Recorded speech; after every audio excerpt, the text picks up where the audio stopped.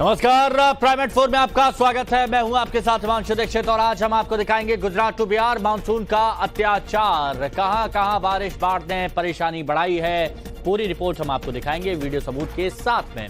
और इसके अलावा यूपी में बीजेपी कार्यकारिणी की बैठक में क्यों हुई राहुल और अखिलेश की चर्चा, कार्यकारिणी की बैठक के क्या है मायने, क्या 2027 के रोड मैप पर हो रही है चर्चा, दिखाएंगे विस्तार से। पुरी के रत्न लोक में क्या है खास, 46 साल बाद आने वाला है, खुलने वाला है पूरा राज। डिटेल में ये पूरी खबर हम आपको दिखाएंगे। और एआईएमआईएम के अध्यक्ष अजहरुद्दीन ओवैसी का मुस्लिम राग एक बार फिर से सामने आ गया। मुसलमान कोई वोट डालने वाली मशीन नहीं है, ये ओवैसी कह रहे हैं। मुस्लिम प्रतिनिधि के नहीं चुनने पर ओवैसी ने सवाल उठाए कि मुस्लिम प्रतिनिधि के नहीं चुनने पर ओवैसी साहब कह रहे हैं कि मुसलमान कोई वोट डालने वाली मशीन नहीं है कि बटन दबाया और सीधे वोट ले लिया।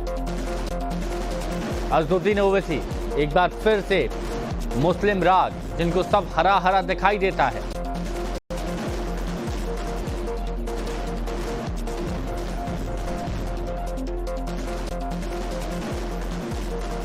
भारत में मुसलमानों की है और सिर्फ 4% एमपी जीत कर आ रहे हैं। तो ये आखिर ये मुसलमानों से उनको वोट डालने के लिए क्यों पीछे हट रहे हैं? मुसलमान तो झोली भर भर कर वोट डाला ना सबको। हम सब जब डाल रहे हैं वोट, तो हमको क्यों नहीं वोट डालते?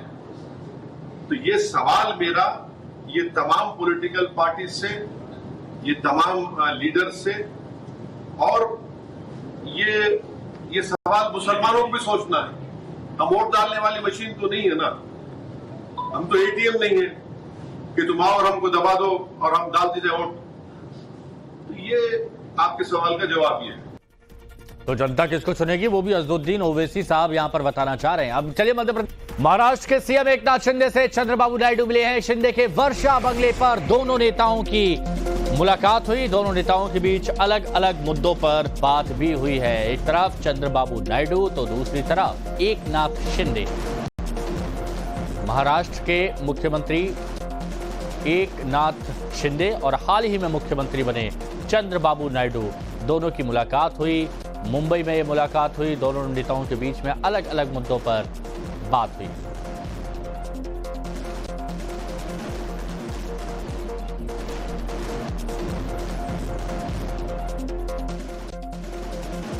तो दोनों नेताओं के बीच की मुलाकात की तस्वीर है यहां, अब आपने देखी।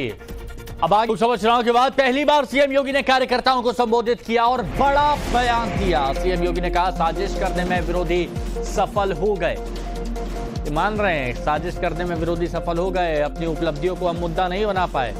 सीएम ने कार्यकर्ताओं को कहा कि बैकफुट पर आने की जरूरत नहीं है, उपचुनाव जीत के दिखाना है जैसे 2017 से जीतते आए हैं। भारतीय जनता पार्टी संविधान को सर्वोच्च सम्मान देने वाली पार्टी, अनुसूचित जाति, जनजाति और पिछड़ी जाति के अधिकारों को संरक्षित करने वाली पार्टी, लेकिन अफवाह और भ्रम की स्थिति पैदा करके जिस प्रकार से माहौल खराब करने का प्रयास किया गया, ये जानते हुए दुनिया की ताकतें जानती हैं ये समाज बिखरा होगा तो आसानी से शिकार हो जाएगा, एकजुट होगा तो बड़ी बड़ी ताकतें इस समाज की ताकत के सामने धराशायी हो जाएंगे।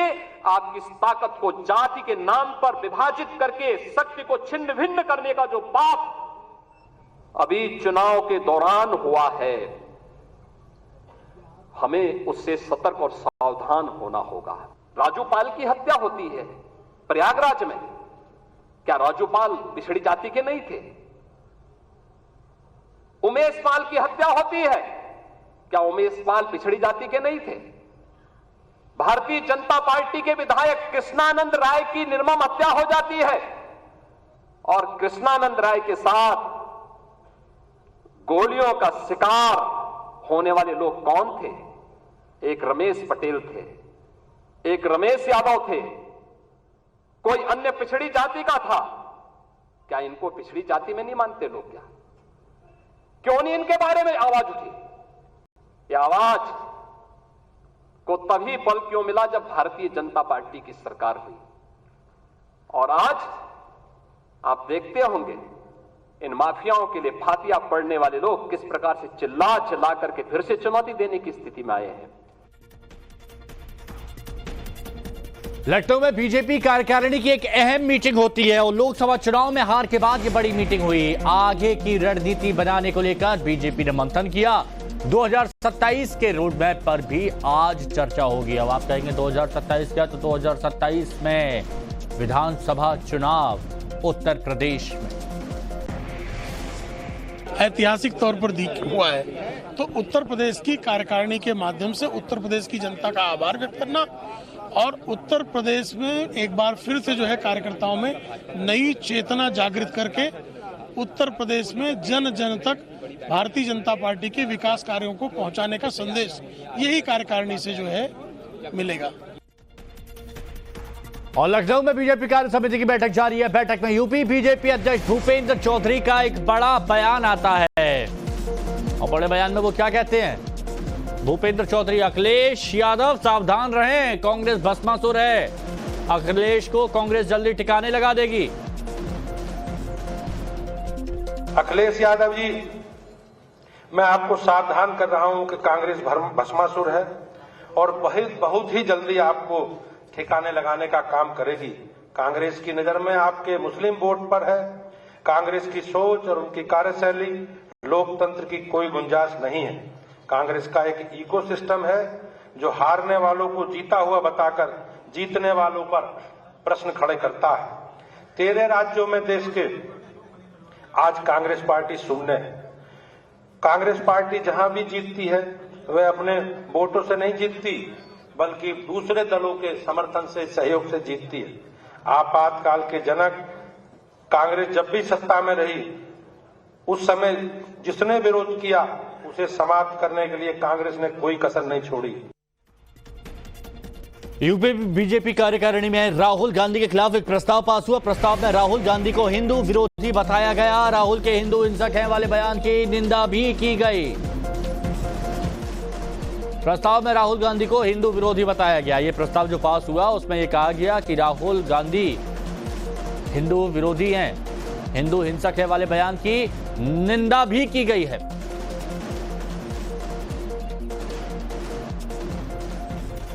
और चलिए अब आपको दिखाते हैं कि किस तरह से राहुल गांधी के खिलाफ निंदा प्रस्ताव पारित किया गया और इसमें क्या क्या कहा गया है। कभी युवाओं के प्रेरणा स्रोत स्वामी विवेकानंद जी ने कहा था कि गर्व से कहो हम हिंदू हैं। आज विगत दिनों लोकसभा में नेता विपक्ष राहुल गांधी ने अपने को हिंदू कहने वाले लोगों को कहा कि वो 24 घंटे हिंसा हिंसा हिंसा, नफरत नफरत नफरत, असत्य असत्य असत्य कहते हैं। उनका ये कथन हिंदुस्तान के समूचे हिंदुओं का अपमान है। हिंदू समाज आहत है। लोकसभा के पवित्र मंदिर में सांप्रदायिक रूप से देश के बहुसंख्यक हिंदुओं को अराजक हिंसक बताने की हिम्मत कभी किसी ने नहीं की। उनका ये कथन अपने को हिंदू कहने पर पाबंदी लगाने जैसा है। अभी वो नेता विपक्ष बने हैं तब ये स्थिति है। यदि सत्ता में आ जाते तो निश्चित ही हिंदू शब्द बोलने पर प्रतिबंध लगा देते। भाजपा उत्तर प्रदेश की ये कार्य समिति राहुल गांधी के बयान की कड़े शब्दों में निंदा करती है। हमारी मांग है कि वो अपने इस बयान पर संपूर्ण हिंदू समाज से माफी मांगे। समाजवादी पार्टी के महासचिव रामगोपाल यादव का एक बड़ा बयान आया। रामगोपाल यादव ने बीजेपी पर जोरदार निशाना साधा और क्या कहा, उपचुनाव के नतीजों से बीजेपी के धर्म का ढोल फट गया। बद्रीनाथ से लेकर रामेश्वरम तक बीजेपी चुनाव हार गई। बीजेपी का जो धर्म का और इसका जो ढोल था वो भी फट गया है। कोई ऐसा धार्मिक स्थल, तीर्थ स्थल नहीं है बद्रीनाथ से लेकर रामेश्वरम तक जो बीजेपी न हारी। उत्तर प्रदेश में अयोध्या हारी, चित्रकूट हारी, सीतापुर हारी, जहां जहां भगवान राम गए, और चले जाइए वहां तक आखिर रामेश्वरम तक, रामनाथपुरम रामेश्वरम में हारी। तब उनका वो खेल खत्म है। बेईमानी प्रशासन के जरिए या अन्य साधनों से न कराई जाए तो किसी राज्य में अब बीजेपी चुनाव नहीं जीत सकती। देश का माहौल खराब करने की नापाक कोशिश से जुड़ी हुई जिसकी तस्वीर सामने आई है बिहार से। बिहार के दरभंगा से हैरान करने वाली तस्वीर मुहर्रम का जुलूस था, लेकिन फिलिस्तीनी झंडा वहां लहराया जा रहा था। अल्लाहू अकबर के नारे लगाए जा रहे थे। इस्लामिक झंडे के साथ युवक का वीडियो वायरल हो गया। आप देखिए, मुहर्रम का जुलूस है, अल्लाहू अकबर के आप नारे लगाइए, लेकिन आप फिलिस्तीनी झंडा फहरा रहे हैं, क्यों? ओवैसी साहब संसद में जय फिलिस्तीन बोलते हैं, विवाद होता है। उनके अनुयायी क्या सीखेंगे, उनको फॉलो करने वाले क्या सीखेंगे? तो उन्होंने भी मुहर्रम के जुलूस में फिलिस्तीनी झंडा फहरा दिया, हाथों में लाठियां। देखिए,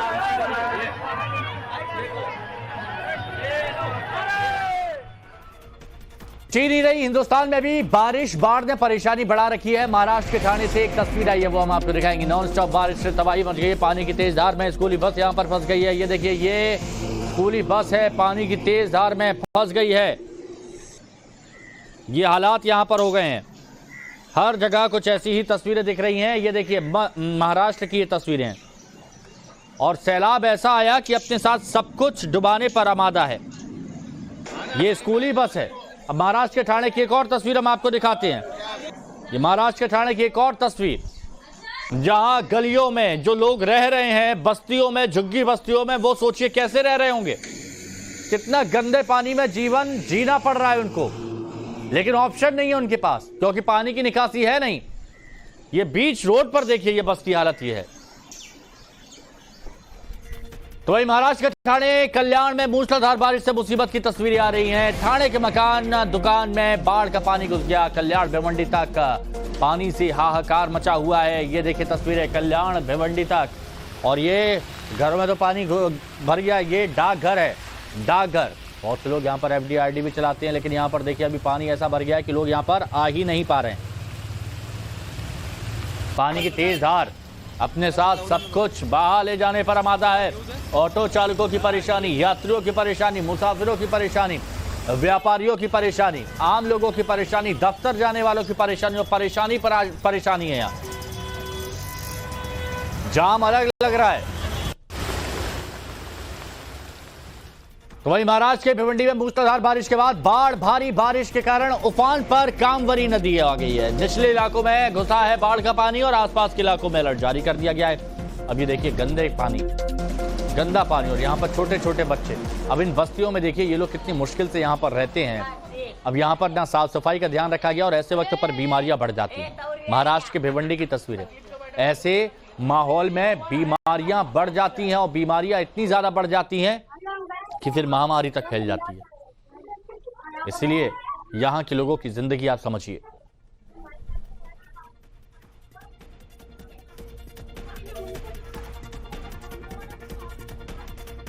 महाराष्ट्र से आपको बिहार लिए चलते हैं। बिहार के मुजफ्फरपुर में बाढ़ का कहर देखने को मिला। पानी के बीच से स्कूल जाने को मजबूर छात्र छात्राएं। स्कूल कैंपस में भी बाढ़ का पानी भर गया। पानी के बीच पढ़ाई के लिए मजबूर दिखे छात्र। ये देखिए, स्कूल चले हैं।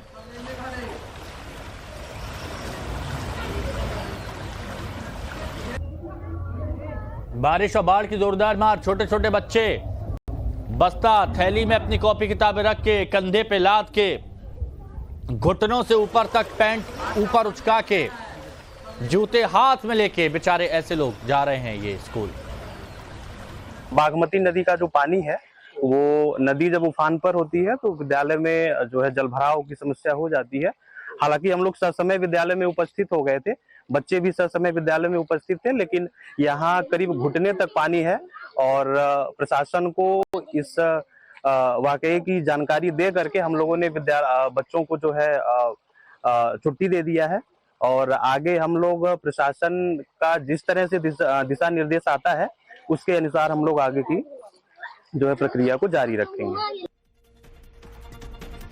मुजफ्फरपुर में बाढ़ ने भारी तबाही मचाई है। मकान दुकान में पानी घुस गया है बाढ़ का। सड़कों तक पानी का सैलाब आ गया है, और पानी के बीच से आवाजाही करने को मजबूर है। देखिए, मजबूरी बहुत बड़ी चीज है, और ये मजबूरी की तस्वीरें यहां पर देखिए।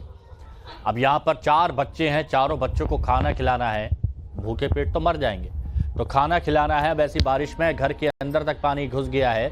तो यहाँ पर एक लकड़ी का तख्त, और तख्त के ऊपर गैस रखकर जैसे तैसे काम चल रहा है। खाना बना के खा रहे हैं, बच्चा सब भूखे रह रहा है। आप तो सब देखिए रहे, तो हम क्या बताएं। कितना पानी लगा हुआ है? घर में भर भर कमर पानी है, चूल्हा डूबा हुआ है, पानी में चौकी रख के खाना बना रहे हैं। कीड़ा मकोड़ा का भी डर लग रहा है? सब चीज का डर है, सांप उप का डर लगता है, मगर क्या करें। सोने की जगह नहीं है, पानी पीने की जगह नहीं, इतना दूर से लाने नहीं सकता है पानी। चूल्हा डूब गया? सारा चीज डूब गया, कुछ नहीं है निकालने के लिए न रहने के लिए। पानी जा रहा है घर में। कब से पानी बढ़ रहा है? कल से। कितना पानी घुसा है? पानी घुस गया, एक भर ठेवना। बढ़िए रहा। हाँ। कोई मदद करने के लिए आया है? कोई नहीं है। पूरा पानी से आंगन घर सब डूब गया हुआ है। खाना पकाने का कोई साधन नहीं है। अभी तक कहीं से प्रशासन हम लोग का सहायता नहीं किया है। पानी पीने तक के लिए हम लोग के पानी नहीं है। उत्तर प्रदेश के हरदोई से बारिश से जुड़ी एक बड़ी खबर आपको बता रहे हैं। आफत लोगों की बढ़ गई है। हरदोई में बाढ़ की कटान से पुलिया धंस गई है। पाली शाहबाद मार्ग पर आवागमन बंद हो गया है। पुलिया धंसने का लाइव वीडियो भी सामने आया है, वो भी हम आपको दिखाएंगे। ये देखिए, यूपी के हरदोई से तस्वीर है। एक पुलिया, अब पुलिया में आधे से ज्यादा जो रास्ता है वो पूरी तरह से धंस गया है। जो बाइक सवार है वो भी रिस्क लेकर जान पर खिलवाड़ करते हुए यहाँ से बाइक निकाल रहे हैं। कभी भी कोई भी बड़ा हादसा यहाँ पर हो सकता है, क्योंकि देखिए एक तरफ का हिस्सा तो पूरा ढह ही गया है। आधी से ज्यादा सड़क ढह गई है। अब उसके बाद पानी देखिए कहाँ जा रहा है। कई लोगों की खेती बर्बाद हो रही है, लेकिन यहाँ पर तो ऐसी तबाही आई कि लोग परेशान हैं।